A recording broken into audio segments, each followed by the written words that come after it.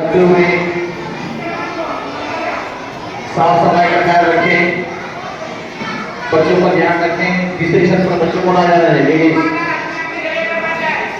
اوپر تیسرے چھت پر بچوں کو نہ جانے دیں. اوپر گیٹ کھلا ہے، لہٰذا اس بات کا خیال رکھیں.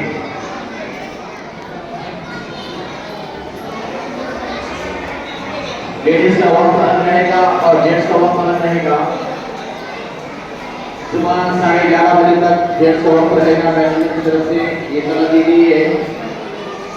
اور 11:30 سے 1:30 بجے تک جینٹس کا وقت رہے گا اور لیڈیز کا وقت رہے گا. اس بات کا خیال رکھیں.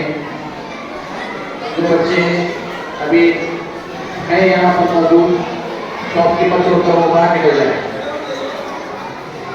صرف اور صرف شاپ کیپر ہی چیئر پر بیٹھے گا، اس کے علاوہ اور بچے نہ بیٹھیں.